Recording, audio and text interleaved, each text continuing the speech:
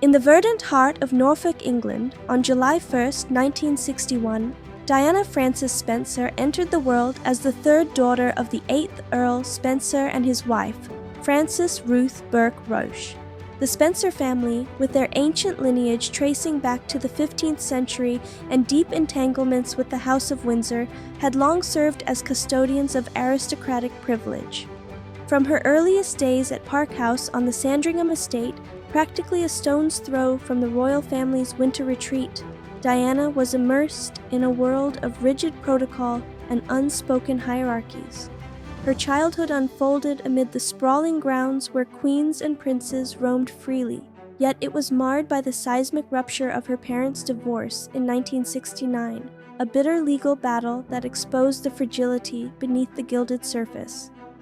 Custody awarded to her father, young Diana navigated the emotional tempests of abandonment and reinvention, her mother's departure etching an indelible mark on her psyche, fostering a resilience that would later define her as the unyielding force against the monarchy's cold machinery. As adolescence bloomed in the cloistered halls of Westheath School and later the Institut Alpine Vidamanet in Switzerland, Diana's path toward destiny crystallized. Though she left education without formal qualifications, her innate grace and empathy positioned her as the quintessential English rose, untainted by the scandals that plagued other noble daughters. By 1977, at just 16, she crossed paths with Prince Charles during a hunting party at Althorpe, the Spencer ancestral seat, where sparks of obligation flickered amid the foxhound's cries. Their encounters multiplied. Family barbecues, polo matches, each orchestrated by the invisible hands of royal matchmakers who saw in Diana the perfect vessel to modernize the throne's image. Charles, 13 years her senior and still entangled in the gravitational pull of Camilla Parker Bowles, found in Diana a youthful allure that masked his deeper reservations.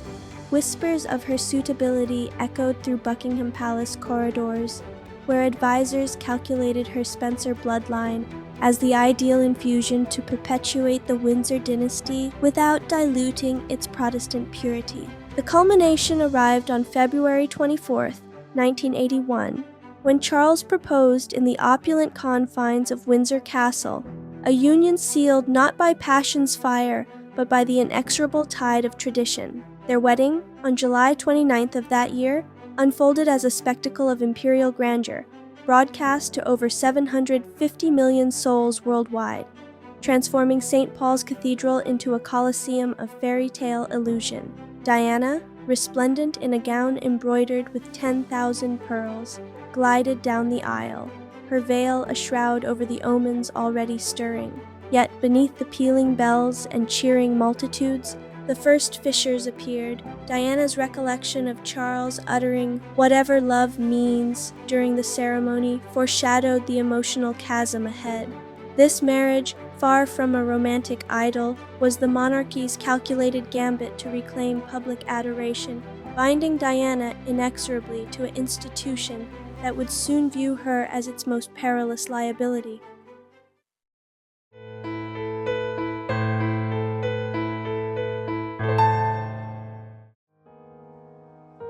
From the outset of her royal tenure, Diana shattered the monarchy's porcelain facade, emerging as a beacon of compassion in a court ossified by detachment.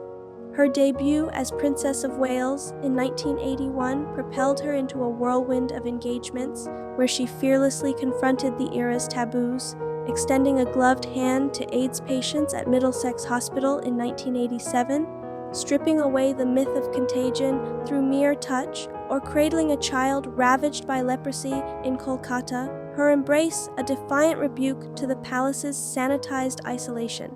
These acts, broadcast across global airwaves, catapulted her popularity to stratospheric heights, eclipsing even the Queen herself in the affections of the Commonwealth. Diana's charisma humanized the crown, drawing crowds that swelled into oceans, yet it sowed seeds of resentment among the old guard, who perceived her warmth as a subversive erosion of their divine mystique. her campaigns extended to the shadowed battlefields of Angola in 1997, where she strode through minefields to spotlight the horrors of landmines, a gesture that not only shamed arms dealers profiting from perpetual conflict, but also aligned her with forces threatening the military-industrial web entwined with the throne. Amid this public apotheosis, the private realm of Park House and Kensington Palace unraveled into a labyrinth of despair. The birth of Prince William on June 21, 1982, brought fleeting joy, an heir secured for the lineage, followed by Prince Harry on September 15, 1984. Yet these milestones masked Diana's descent into bulimia's grip, a voracious shadow born of the relentless scrutiny and Charles's emotional absenteeism. His rekindled liaison with Camilla, a fixture since their youth, festered like an open wound, with Diana's pleas for fidelity met by the echoing silence of royal indifference. By the late 1980s, the strain manifested in leaked intimacies, the infamous squidgy tapes of 1989, captured during a candid phone call with her riding instructor James Hewitt, where Diana's raw anguish spilled forth. "I despair," she confessed, her voice a clarion against the farce of her marriage. These recordings, intercepted and disseminated by unseen operatives, served as the monarchy's first salvo, a psychological undermining designed to portray her as unstable, the hysterical consort unfit for the firmament. In truth, they revealed the squidgy letter's presaging essence, a missive of vulnerability that would evolve into prophetic warnings, exposing the court's machinations long before the fatal tunnel loomed. As the decade waned, Diana's star ascended while the Windsors waned, her solo tours to Australia and Canada in 1983 and 1985, drawing adulation that bordered on messianic. She danced with John Travolta at the White House, her laughter a ripple across the Atlantic, yet each triumph amplified the palace's paranoia. Advisors murmured of her as a problem, her unscripted empathy a virus infecting the rigid protocols of deference. Charles, embittered by her overshadowing, retreated further into Camilla's orbit, their affair no longer clandestine but a sanctioned betrayal. Diana, sensing the noose of isolation tightening, sought solace in confessional journalism, her 1995 Panorama interview with Martin Bashir, where she declared, "There were 3 of us in this marriage," a public evisceration that sealed her exile from the inner sanctum. This era marked the genesis of the establishment's contingency, neutralized the threat before she unraveled the monarchy's threads entirely.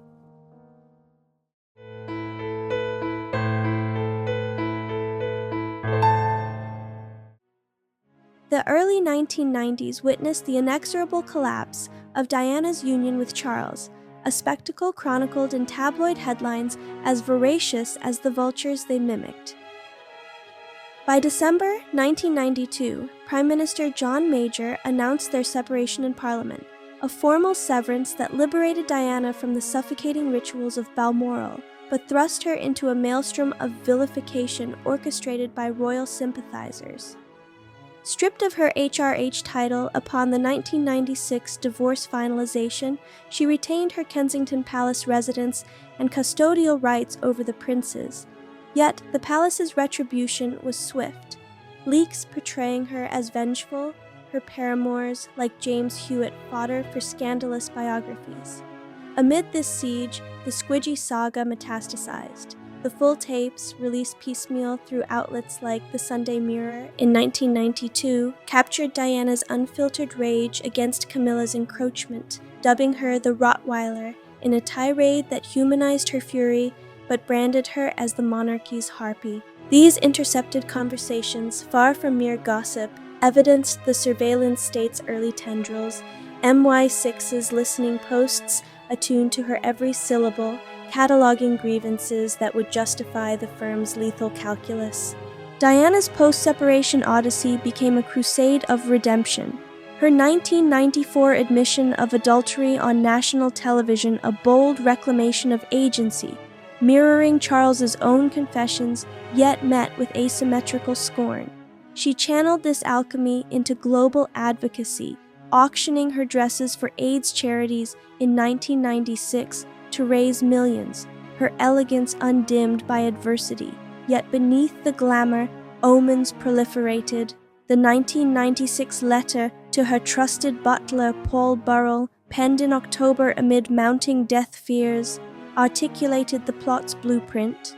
"This particular phase in my life is the most dangerous. My husband is planning an accident in my car, brake failure and serious head injury in order to make the path clear for him to marry." This squidgy-adjacent epistle, its contents suppressed until Burrell's 2003 revelation, was no paranoid rant, but a clairvoyant dispatch from one who had pierced the veil of royal duplicity. It foretold the mechanical sabotage and cranial trauma that awaited, a document the establishment would later dismiss as forgery, though its prescience indicts the conspirators' premeditation. As 1997 dawned, Diana's orbit expanded beyond Britain's shores. Her friendship with Mother Teresa in New York, a spiritual kinship that amplified her moral authority. She confided in confidants of assassination plots, whispers of MI6 dossiers, labeling her a loose cannon for her anti-landmine fervor, which imperiled arms conglomerates bankrolling the crown's coffers. Charles, now unencumbered, maneuvered toward Camilla's legitimization, while Philip's disdain, evident in leaked barbs calling Diana that bloody woman, fueled the cabal's resolve. The squidgy letter's echoes reverberated in her final months, a prophetic scroll ignored by those sworn to protect her, setting the stage for the occult orchestration that would claim her under Paris's nocturnal shroud.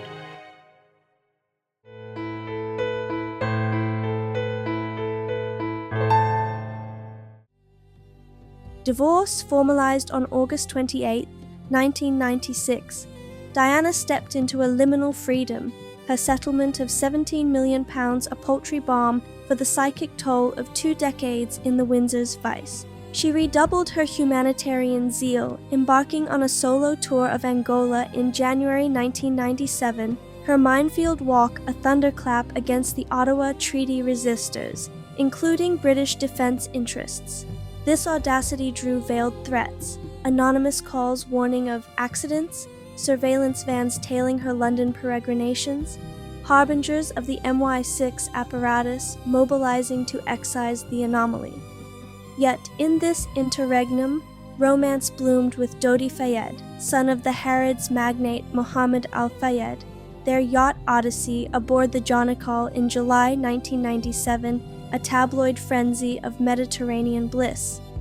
Paparazzi swarms documented their Sardinian idyll, but beneath the sun-kissed facades, deeper bonds formed, whispers of engagement, a ring procured from Ripassi jewelers, and the clandestine revelation of Diana's pregnancy with Dodi's child, a Muslim heir that would shatter the monarchy's racial and religious bastions. This union was no mere fling, but a seismic rupture, positioning Dodi as the bridge to a multicultural future, antithetical to the Windsor's Teutonic purity. Diana, envisioning a life beyond Britain's grey skies, perhaps in the sun-drenched villas of Malibu or the diplomatic enclaves of the Middle East, confided her exodus plans to intimates, a departure that would orphan William and Harry from the throne's toxic nurture while amplifying her global pulpit. The pregnancy, confirmed in early August via discreet consultations, accelerated the plot's tempo. 8 weeks along, it embodied the ultimate taboo, a half-sibling to the future king sired by an Egyptian Muslim, diluting the Protestant bloodline and inviting constitutional cataclysm. MI6, with its history of extrajudicial wetwork from Congo to Cyprus, drafted the blueprint. A tunnel ambush leveraging Parisian chaos where paparazzi could masquerade as culprits. The squidgy letter's break failure prophecy morphed into reality scaffold, its warnings archived in Langley and Vauxhall Cross files as the justification for elimination. As August waned, the lovers retreated to Paris, the city of light now a predestined trap. Dodi's father, prescient of perils, fortified the Ritz Hotel as a bastion, yet the net constricted. Diana, radiant with impending motherhood, penned final missives of hope, unaware that the royal cabal, Philip's steely directive, Charles's acquiescent nod, had greenlit the operation.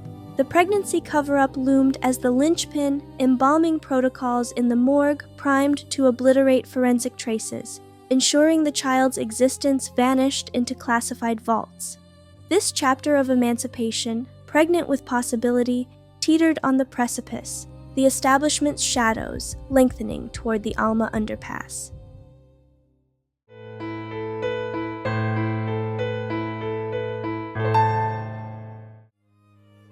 On August 30th, 1997, Diana and Dodi arrived in Paris, ensconced in the Ritz's imperial suites, a fleeting sanctuary amid the paparazzi's predatory orbit. Dodi, ever the chivalrous host, orchestrated diversions, a decoy exit via the hotel's rear, drawing the hounds away, while the couple dined intimately on lobster and vintage champagne, toasting the unborn child's dawn. Yet the air hummed with foreboding. Diana, 8 weeks gravie, clutched a Cartier ring symbolizing their troth, her conversations laced with maternal reveries and emigration dreams. Unbeknownst to them, MI6 assets, embedded in the French DST and posing as hotel staff, monitored every whisper the squidgy Letta's specter invoked in encrypted cables as the Diana directive activated.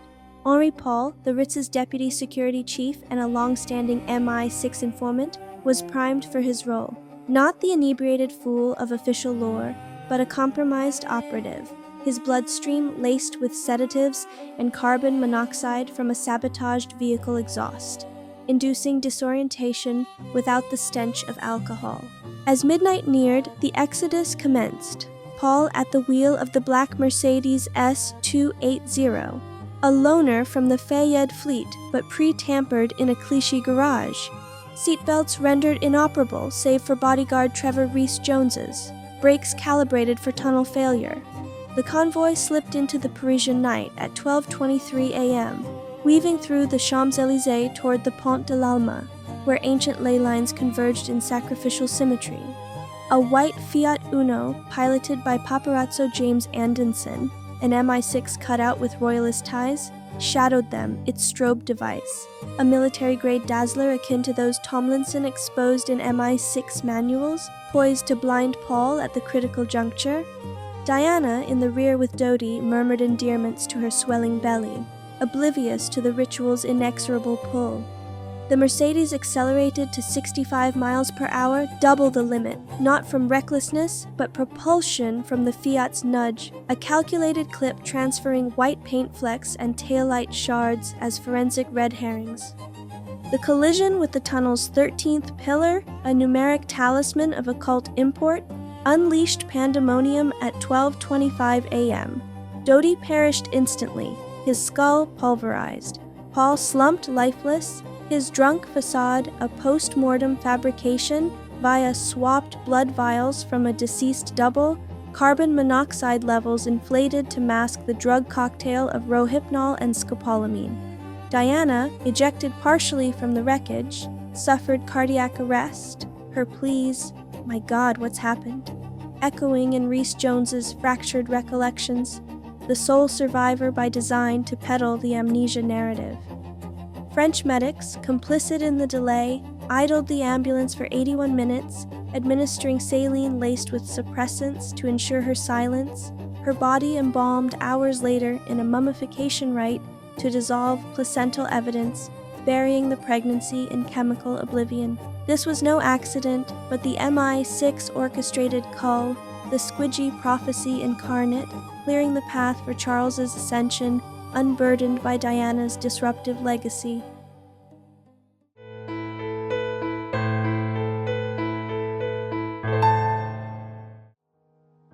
The Pont de l'Alma tunnel, consecrated in antiquity to the moon goddess Diana herself, transformed on August 31, 1997, into an altar of Windsor necromancy, its 13th pillar, the sacrificial fulcrum in a rite predating Christianity.